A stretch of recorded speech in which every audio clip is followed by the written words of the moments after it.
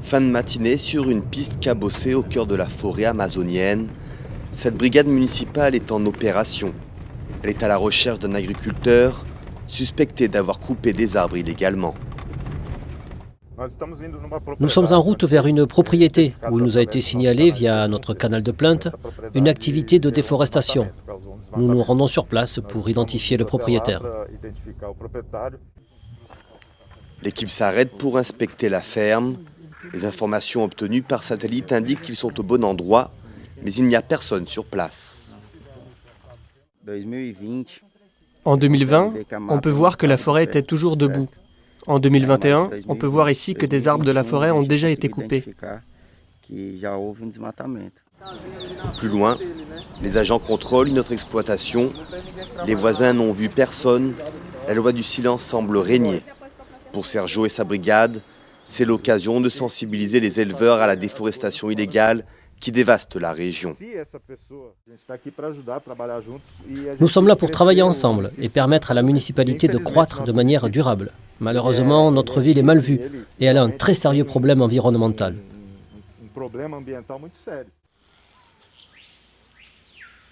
Vue du ciel, la forêt a laissé place à d'immenses pâturages. São Félix do Xingu est la capitale brésilienne de la viande rouge. Elle compte plus de 2 millions de têtes de bétail sur un territoire équivalent à 2 fois la taille de la Suisse. La ville est aussi la championne nationale des émissions de gaz à effet de serre. Les autorités locales ont décidé d'agir. L'agriculteur incriminé est convoqué à la mairie. Il risque en théorie une amende de 40 000 €, mais au Brésil, seuls 5% des amendes pour infraction environnementale sont effectivement payées. Cela arrive souvent. La zone est très étendue et notre brigade de contrôle est petite. Julian est un petit éleveur bovin.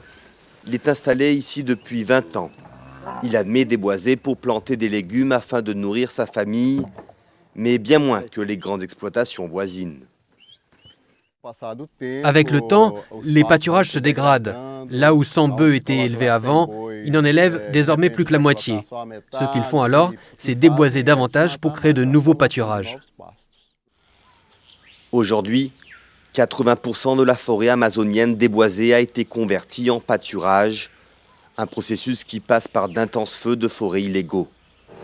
Caio est scientifique à l'Institut brésilien de recherche spatiale. Depuis 5 ans, il analyse l'air au-dessus de l'Amazonie.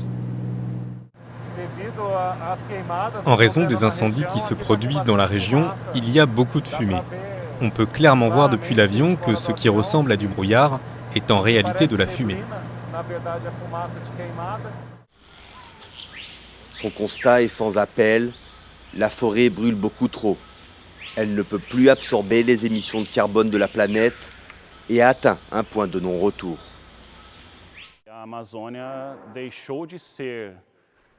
À certains endroits, l'Amazonie a cessé d'être une consommatrice de carbone, une région qui absorbe le carbone de l'atmosphère pour devenir une émettrice de carbone dans l'atmosphère. C'est très inquiétant. Manuel est l'un des rares éleveurs bovins du pays à se lancer dans l'agrobusiness durable. À la tête d'une ferme de plus de 7000 bœufs, il parie sur l'élevage intensif et l'entretien des sols pour éviter le déboisement. Un modèle plus technique et plus cher, mais qui pourrait devenir celui de la ferme de demain. La nouvelle génération de plus jeunes à mon âge est déjà beaucoup plus ouverte avec cet esprit d'ouvrir les portes de la ferme, de recevoir de nouvelles idées et de pouvoir changer le schéma de production. Dans le sud de l'Amazonie, ces militants de Greenpeace battent campagne pour recenser et dénoncer les crimes environnementaux. Selon eux, le gouvernement brésilien et son président climato-sceptique Jair Bolsonaro encouragent la déforestation en réduisant les budgets alloués aux agences de contrôle de l'environnement. Depuis son arrivée au pouvoir en 2019, la déforestation est montée en flèche. Chaque année, l'équivalent de la taille du Liban est déboisé. En ce moment au Brésil, le gouvernement est clairement contre l'environnement, contre les organismes qui protègent l'environnement, contre les organisations qui se battent pour la défense de l'environnement. Une personne peut mettre le feu à la forêt sans craindre d'être arrêtée ou punie.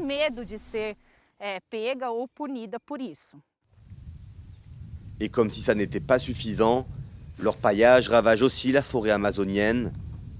Cet agriculteur à la retraite a investi ses économies pour louer ses machines qui extraient le précieux métal sans se soucier de l'environnement. Nous avons cette petite parcelle et nous y avons découvert des minéraux. Je sais que je risque des problèmes car tout ce que l'on fait ici est illégal. On sait que c'est pas bien. Perché sur son arbre, cet oiseau, l'arpie féroce, est l'une des premières victimes de la déforestation. Avec une envergure de 2 mètres et un poids de 10 kilos, c'est l'un des plus grands aigles au monde avec un fort appétit pour les singes et les paresseux. Roberto les observe avec attention depuis 20 ans. Il est très inquiet pour leur futur. Elles souffrent de la déforestation, du déboisement et encore plus de la curiosité humaine. Beaucoup de gens la tuent juste parce que c'est un rapace. Même signal d'alarme pour le jaguar, bien caché entre les ombres et les arbres hautes des marécages. Le plus grand félin des Amériques règne en maître sur les terres du Pantanal au sud de l'Amazonie brésilienne, mais son écosystème est menacé. L'augmentation de la déforestation en Amazonie implique une réduction des précipitations dans la partie centrale du Brésil et ici dans le Pantanal.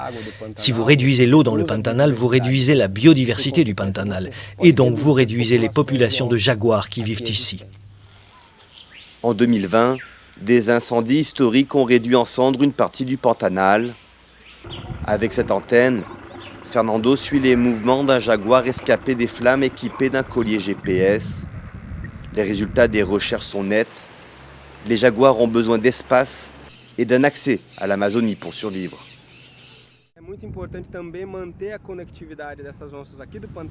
Il est très important de maintenir le lien entre les jaguars du Pantanal et ceux d'Amazonie.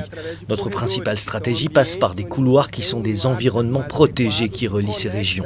Il est très important de travailler sur cette connexion pour maintenir le flux génétique.